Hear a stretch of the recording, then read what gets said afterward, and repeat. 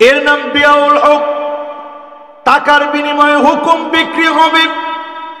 বিচারপতি মানিক কার দিকে দেখেন, টাকার বিনিময়ে যারা বিচার করেছে, কলা পাতার ভিতরে সোয়া প্রমাণ করে দিয়েছে এই জাতি তাদের বিচার মেনে নেয় না। ঠিক কিনা বলেন? আপনারা অনেকে মনে করতে পারেন কি রে হুজুরে বলতেছে কি, এটা আমি আপনাদেরকে সহিহ একটা হাদিস শোনাইতেছি। এই হাদিসটা শোনায় আমি আমার মূল আলোচনার দিকে যাব ইনশাল্লাহ। পরে 4 নম্বরে যদি এবারও ভুল করেন, ইস্তিগফাফান বিদ্দাম, বাংলাদেশে গৃহ যুদ্ধ লাগবে। আগামী দিন যদি ভুল করে ফেলেন, গৃহ যুদ্ধ হবে এই দেশে। আমার কথা হলে আপনি বাধা দিতেন। আল্লাহ নবী জানায় গেলেন, যখনই ক্ষমতার অপব্যবহার করবেন গৃহযুদ্ধ হবে। টাকার বিনিময়ে যখন আপনি আইন বিক্রি করবেন গৃহযুদ্ধ হবে। এই দেশকে যদি আপনি ভালোবাসেন, ইসলামপন্থীদের সঙ্গে থাকা লাগবে, না হলে গৃহযুদ্ধের দিকে দেশ আগাবে। ঠিক কিনা বলে? ঠিক তো ভালো করে কইলেন না।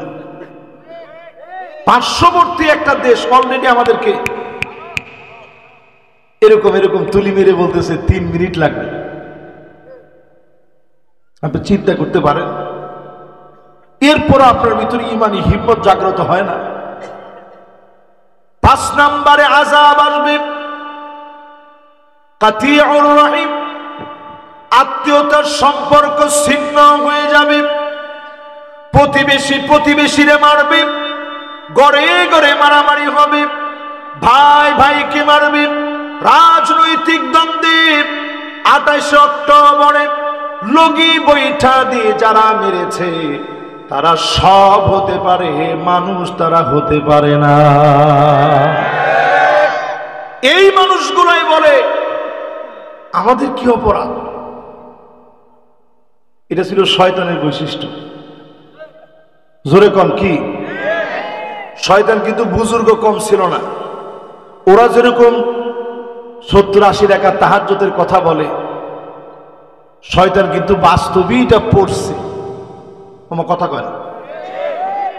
শুধুমাত্র খালাকতানি মিন নারি ওয়া খালাকতাহু মিন তিন, আমারে বানাইলেন আগুন দিয়ে, তারে বানাইলেন মাটি দিয়ে, কেমন করে তার সামনে নত হব?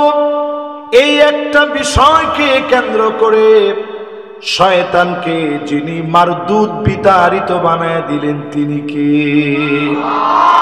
ফাসাজাদাল মালাইকা কুল্লুহুম আজমাউন, সব ফেরেশতা সিজদা করেছে, শয়তান করে নাই, অহংকার দেখিয়েছে।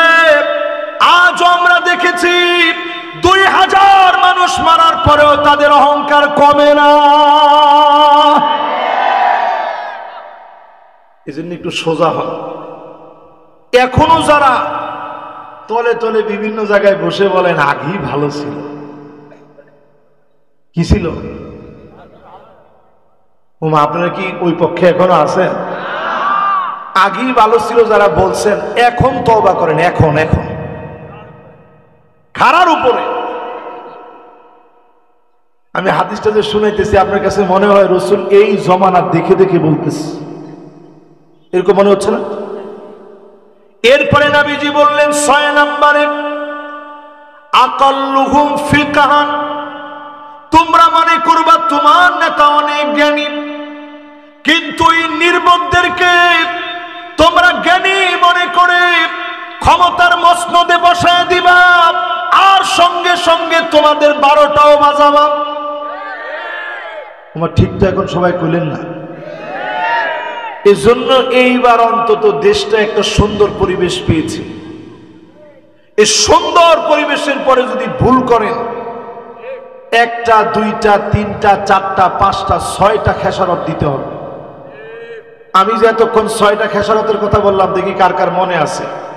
1 নাম্বার ধর্মে গৃহযুদ্ধ কইছি 4 নাম্বার।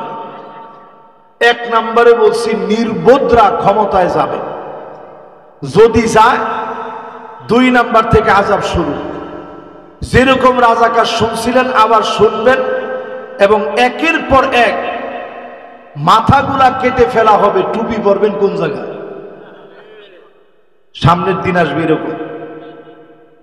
3 নাম্বার বলছিলাম টাকার বিনিময়ে আইন বিক্রি হবে। 4 নাম্বার বলছিলাম গৃহ যুদ্ধ লেগে যাবে। 5 নাম্বার বলছি ভাই ভাইরে মারবে, মা বাপকে পর্যন্ত রাজনৈতিক প্রতিহিংসায় হত্যা করে ফেলবে। ঠিক কিনা বলে? 6 নাম্বারে বলছিলাম নির্বোধরা নেতা হয়ে যাবে। যেই আয়াতে কারিমা সামনে এনেছি সূরা ফুসসিলাত, একই সূরা আমাদের দেশে আমরা বলি হামিম সাজদা। সবাই বলেন সূরাটার নাম কি? আপনারা কি আমার উপরে কষ্ট পেয়ে গেছেন? অনেকে মনে খুব কষ্ট পেয়ে গেছে। আল্লাহ রাব্বুল আলামিন সূরা হামিম সাজদা এর ভিতরে 17 নং আয়াতে কারিমাতে জানায়া দিলেন ওয়া আম্মাস সামুদ ফাহাদাইনাহুম ফাস্তাহাব্বুল আমা আলাল হুদা। সামুদ জাতিকে সোজা করার জন্য হুদ আলাইহিস সালামকে পাঠিয়েছিলাম, তাদেরকে হেদায়েতের পথ দিয়েছিলাম। সব বাদ দিয়ে অন্ধকারের পথ তারা বেছে নিয়েছিল। এরপরে আমি আল্লাহ আযাব দিলাম, পাকড়াও করলাম। বিমা কানু ইয়াকসিবুন, হাত দিয়ে তারা আযাব অর্জন করে নিয়েছিল।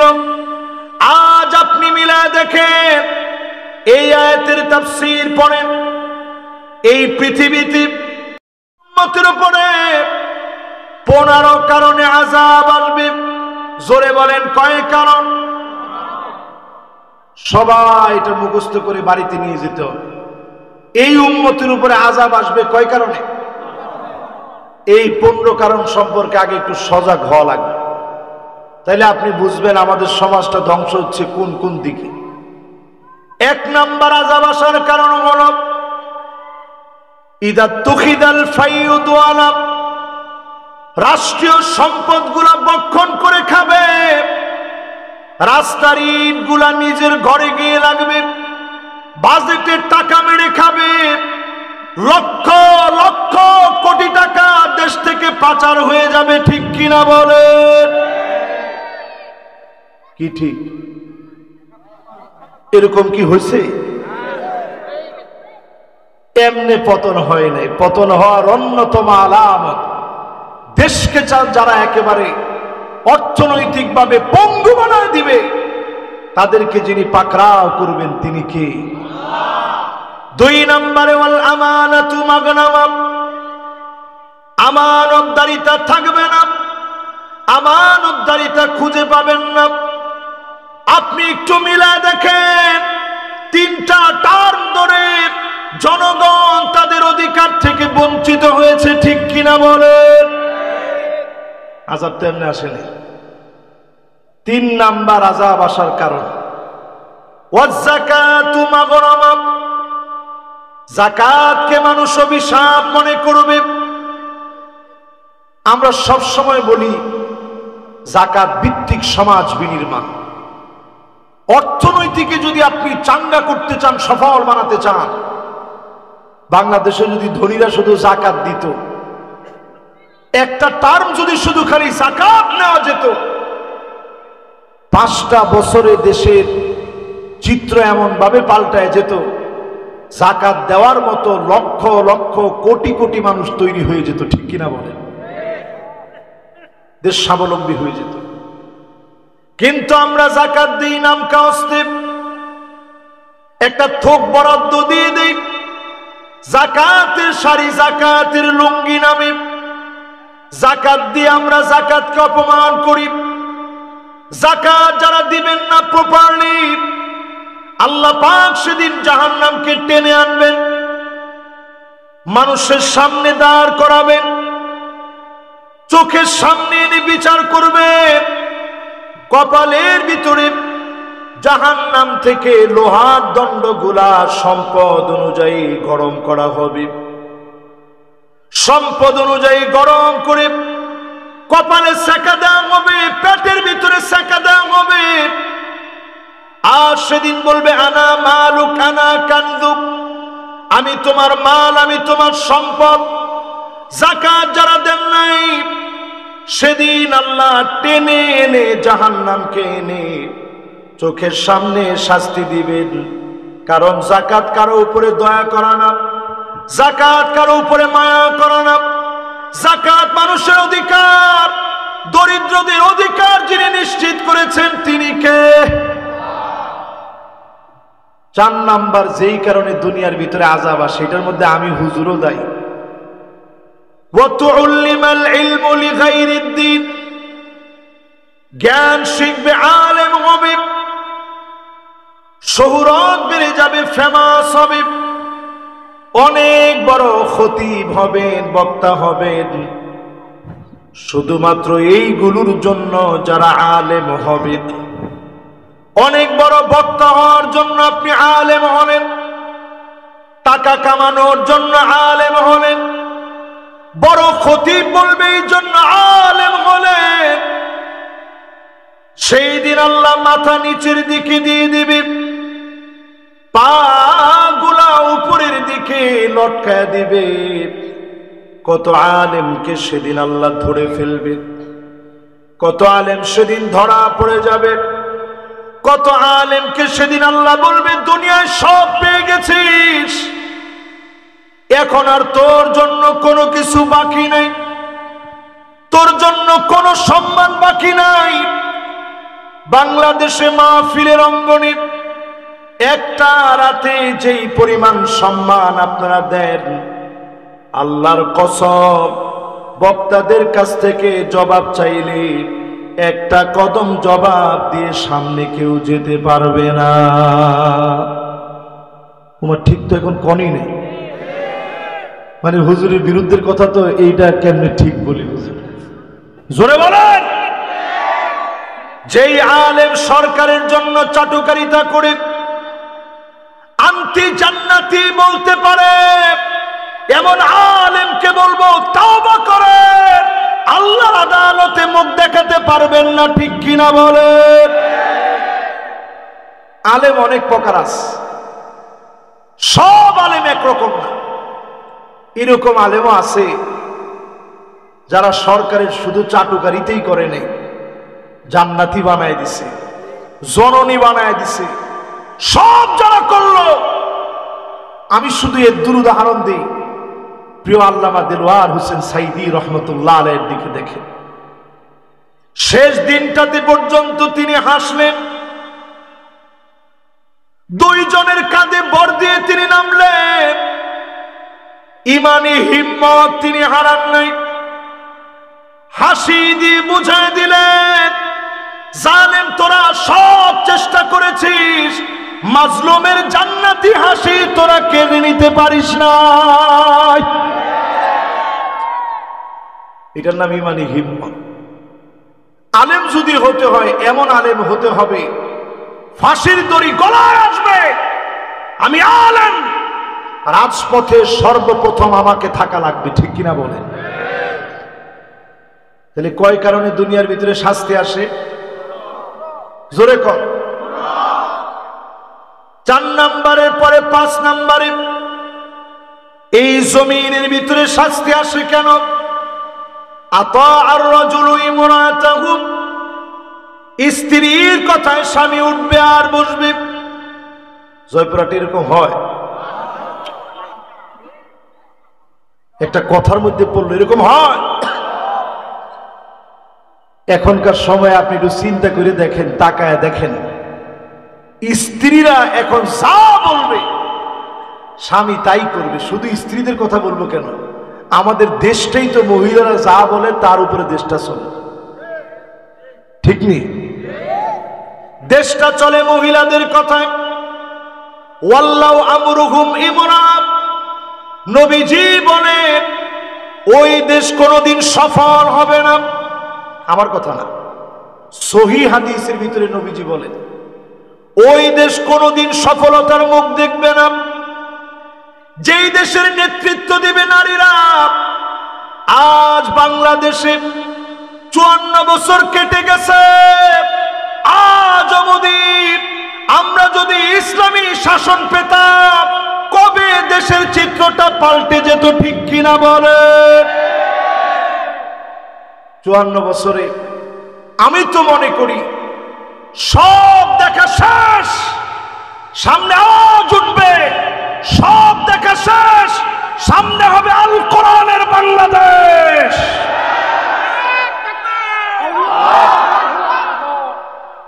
শেষ। জয়পুরহাটের তাকবীরের তো জোর একেবারে 16 বছরে কমে গেছে। দেখি একজন তাকবীর দিবেন, পুরা মাঠ প্রকম্পিত হয়ে যাবে। দেন তো দেখি।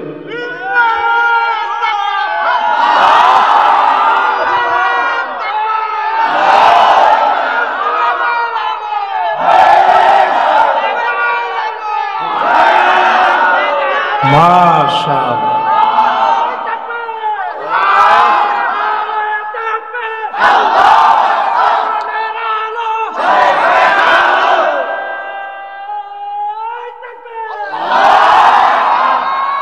মাশাআল্লাহ। অন্তত তাকবীর দেওয়ার পরে কেউ তো বলে ওঠে না, রাখেন। চিন্তা করেন, আচ্ছা তাকবীর কি কোন দলের দলীয় স্লোগান? আল্লাহর নামের এই বরত্বের ঘোষণা দিলে যদি একজন মুসলমানের মনের ভিতরে খারাপ লাগে, তাহলে ওই লোকটা আর আব্দুল্লাহ বিন উবাই বিন সালুলের ভিতরে কোনো পার্থক্য নেই, ঠিক নেই? এই জন্য আমার এই রাষ্ট্রের জন্য কল্যাণকামী মুসলমানেরা হিম্মত নেন। সংখ্যা দিয়ে মুসলমানের বিজয় আসে নাই। 5 তারিখের বিজয় সংখ্যা দিয়ে হয় নাই। সিরিয়া মার খেয়েছে 12 বছর। 8ই ডিসেম্বর সিরিয়া বিজয় হয়েছে। 5ই আগস্টে আমার দেশে বিজয় অর্জন হয়েছে। অল্প কয়েকটা দিনের ডিফারেন্সে সিরিয়ার ভিতরে বিজয় অর্জন হলো। দারু মাকাররিল মুমিনিন, মুমিনদের ঘর বাড়ি। আল্লাহর নবী বললেন শাম হলো মুমিনদের ঘর বাড়ি। আল্লাহুম্মা বারিক লানা ফি শামিনা। 3 বার নবীজি দোয়া করলেন শামের জন্য। আমাদের ঘর বাড়ি সারা দুনিয়ায় প্রস্তুত হচ্ছে। আগামী দিনে একটা আওয়াজ হবে, কোরআন দিয়ে রাষ্ট্র চলবে, ঠিক কিনা বলে? রাজি আছেন? হিম্মত আছে? এটা মনে মনে চিন্তা করেন না, হুজুর লোক কই? দুনিয়াতে লোক দিয়ে কিছু হয়নি। ইয়ারমুকের প্রান্তে লড়াই লেগেছে। রোমকদের বিরুদ্ধে লড়বে মুসলমানেরা। 36,000 মুসলমান লড়াইয়ে যোগ দিয়েছে। কয় হাজার? বিপরীতে তারা ছিল 2,40,000। এবার জয়পুরহাটের ব্যবসায়ীরা একটু ঝটপট বলে ফেলেন তো দেখি, তাইলে তারা আমাদের চেয়ে বেশি কত? মাশাআল্লাহ। 3-4 জন শ্রোতা পাইলাম যারা হিসাবে পাকা। এবার সবাই বলেন তো তারা আমাদের চেয়ে বেশি কত? 2,04,000 সৈন্য বেশি নিয়ে সেই যুগের সবচেয়ে পাওয়ারফুল বর্তমান পৃথিবীর আমেরিকার মতো পরাশক্তি আফগানে যেইভাবে পরাস্ত হয়েছে, রোমক সম্রাট লড়াই করার আগে পায়ের নিচের মাটিগুলা থরথর করে কাঁপতেছে, ভীত সন্ত্রস্ত হয়ে গেছে। কারণ রোমক সম্রাট বুঝে ফেলেছে আমরা যুদ্ধ করার জন্য আসব, মুসলমানেরা জিহাদ করার জন্য আসবে, নিজের জীবন জমিনে বিলায় দিবে, আগে 200 জনরে মেরে জোরে কোন আল্লাহু আকবার। সুতরাং তারা ভয় পেয়ে গেছে, পাটা থরথর করে কাঁপতেছে। চীনের সম্রাটের কাছে ওই জমানায় চিঠি লিখছে, ভাই যেমনে হোক কিছু সৈন্য আমাদের জন্য পাঠাও, আর বুদ্ধি দিয়ে দিও কি করতে পারি। মুসলমানরা আসতেছে 36,000। বলেন তো রোমকরা কত? আমরা কত?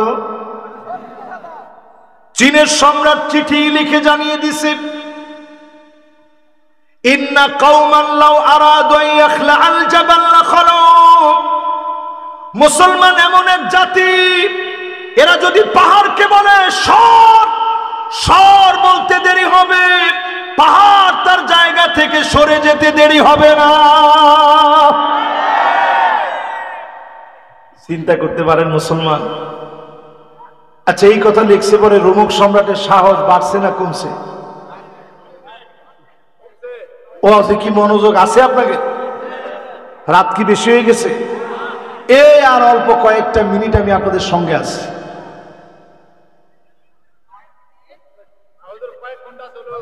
না না, কয়েক ঘন্টার কোনো সিস্টেম নেই। ভাই বসা আছে, ভাই যতক্ষণ আছে আমি ততক্ষণ আছি। উনি যদি 15-20 মিনিট থাকে, আমিও 15-20 মিনিট আছি। এবার একটু আপনারা একটু আমার সাথে সাথে বলেন, যেই লোকটার আগেই পায়ের নিচের মাটিগুলা কাঁপতেছিল, এখন যখন বলছে মুসলমান বললে পাহাড় সরে যাবে, ভয় কি এখন বাড়ছে না কমছে? এইবার মুসলমানেরা লড়াইয়ের ময়দানে আসছে। সংখ্যা দিয়ে মুসলমানের বিজয় হয় না। খালিদ বিন ওয়ালিদ 36,000কে 36টা কাতারে দাঁড় করালেন, এক এক কাতারে 1,000। এখন দেখার পরে কি লোক কম দেখা যায় না বেশি দেখা যায়? 1,000 করে যখন দাঁড়াইছে, বিশাল বাহিনী। মাঝখানে সবচেয়ে পারদর্শী যোদ্ধা যারা, উনাদের দলকে নাম দিলেন কলব। সবচেয়ে পরীক্ষিত যোদ্ধা আরেক গ্রুপকে নাম দিলেন মাইমানা, ডান দিকের গ্রুপ। আরেক গ্রুপের নাম দিলেন মাইসারা। খালিদ বিন ওয়ালিদ বক্তব্য দিলেন, আজ হয় আমরা ময়দানে একজন একজন করে সবাই শহীদ হয়ে যাব, রক্তগুলা রঞ্জিত হবে, শাহাদাতের পেয়ালা পান করে নিব, আর না হয় বিজয়ের বেশে ফিরব, একজন কাপুরুষের পরিচয় দিব না। চতুর্দিকে রোমক সম্রাট তার কাটা দিয়ে বেড়া লাগায় রেখেছে, মুসলমানদেরকে ঝুলায় রাখবে। সেই প্রান্তে মুসলমানদেরকে ডেকে ডেকে যিনি বিজয়ী বানায় দিলেন তিনি কে? আজকে যদি মুসলমান হিম্মত নেন এই মাহফিল থেকে আল্লাহর জমিনে দিন কায়েম করবে, আগামী 100 বছরেও যদি কিছু না হয়, আপনি হিম্মত নিলেন, কাজ করলেন, বিজয় হলে যেই পরিমাণ সওয়াব হতো, সম পরিমাণ সওয়াব যিনি বান্দার আমলনামায় দিয়ে দিবেন তিনি কে? 4 নম্বরের পরে এবার 5ম নম্বর শুনেন।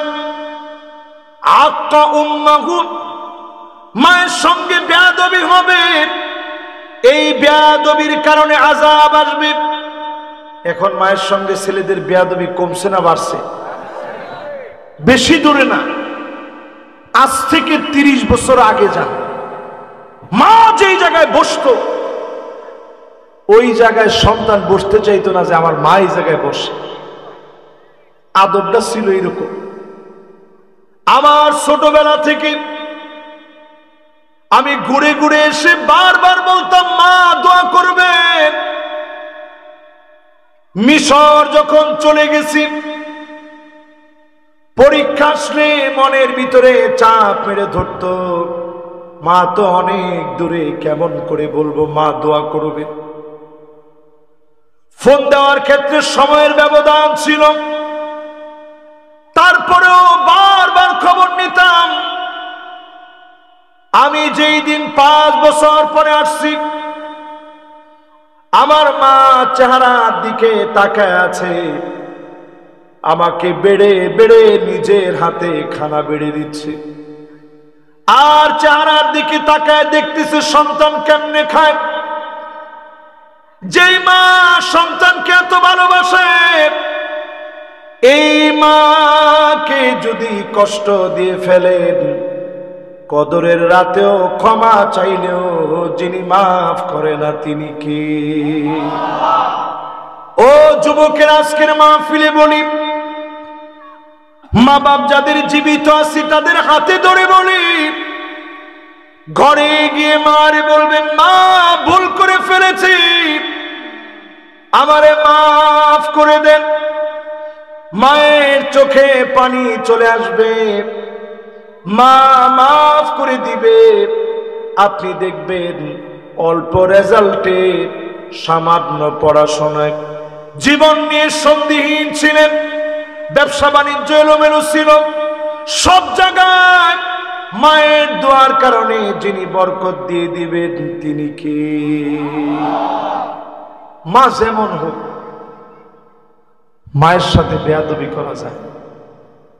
আল্লাহ কিছু গুনাহে মাফ করে না, এর মধ্যে শিরিক একটা অন্যতম গুনাহ। আরেকটা গুনার নাম হিংসা। হিংসা আসলে ওই ভাইয়ের জন্য দোয়া করে দিবেন। আরেকটা গুনাহের নাম জুলম। যার সঙ্গে অন্যায় করছেন তার হাত ধরে বলবেন, ভাই আমি অন্যায় করে ফেলছি, মাফ করে দেন। আরেকটা অন্যায়ের নাম পিতামাতার সঙ্গে বেয়াদবি। আরেকটা অন্যায়ের নাম প্রতিনিয়ত মদ্যপান করা, ফেন্সিডিল, হিরোইন, আফিম, প্যাথেডিন, গাঁজা সহ, ইয়াবা সহ যত রকমের নেশা আছে, প্রতিনিয়ত যারা নেশা করবে এমন লোকদেরকে যিনি মাফ করে না তিনি কে? রমজান আসার আগে নিয়ত করেন। আমরা ঘরের ভিতরে দেখবেন ফ্যান ছাড়ি, ফ্যানটা বন্ধ করলেই সাথে সাথে কিন্তু বন্ধ হয় না, কয়েকটা চক্কর দিয়ে তারপর আস্তে করে বন্ধ হয়। আজকের রজনীতে আসার নামাজ পড়বেন, উঠে আল্লাহর কাছে নিয়ত করবেন আর গুনাহের দিকে যাব না। মন থেকে যদি তাওবা করেন, অবশ্যই যিনি মাফ করে কবুল করবেন তিনি কে? ছোট্ট একটা ঘটনা শোনাই, কষ্ট হচ্ছে আপনাদের? নবী মূসা আলাইহিস সালাতু ওয়াস সালাম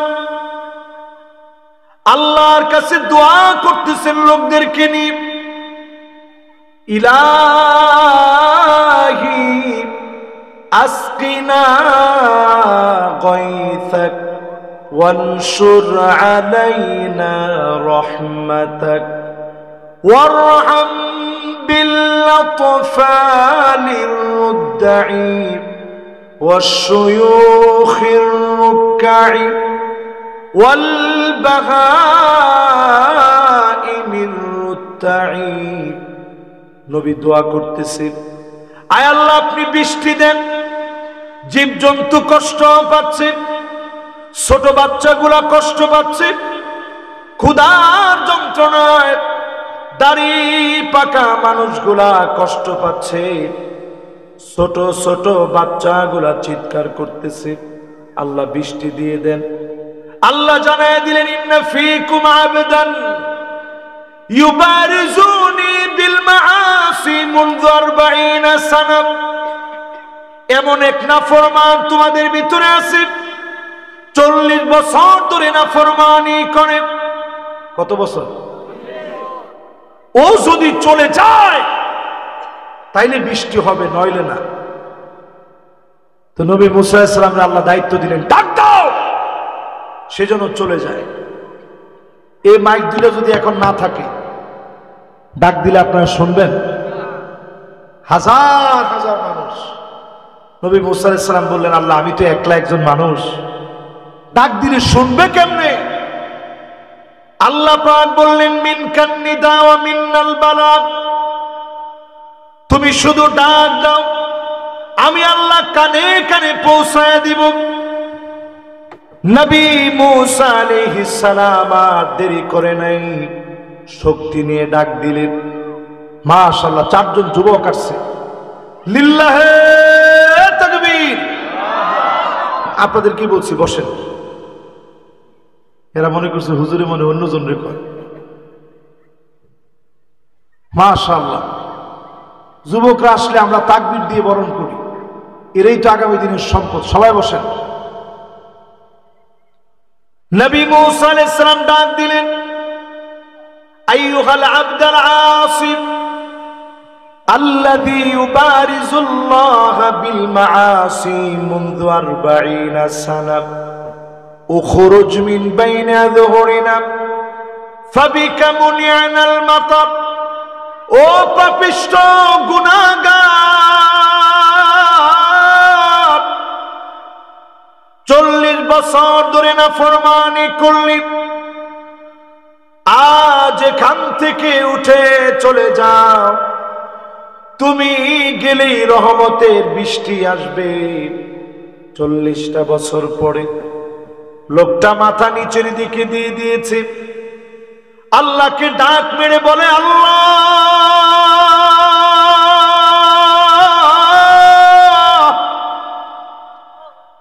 আজ যদি চলে যায় সব লোকেরা বুঝে ফেলবে 40টা বছর ধরে আমি নাফরমানি করেছি, আমি অন্যায়কারী ছিলাম। আর যদি উঠে না যায় আমার জন্য সব লোকেরা কষ্ট করবে, মালিকটা হয় না। আমার মতো গুনাহগারকে কি মাফ করা যায়? আল্লাহ আমার একটু মাফ করে দেন। 40 বছর ধরে নাফরমানি করেছি, আর নাফরমানির দিকে যাব না। যেই না মাত্র তাওবা করেছে, নবী মূসা আলাইহিস সালাম জানে না, পাশের লোকও জানে না, চাদর ঘুমটা দিয়ে তাওবা করেছে। দুনিয়ার কেউ শুনে নাই, কেউ বুঝে নাই, একমাত্র যিনি শুনেছেন বুঝেছেন তিনি কে?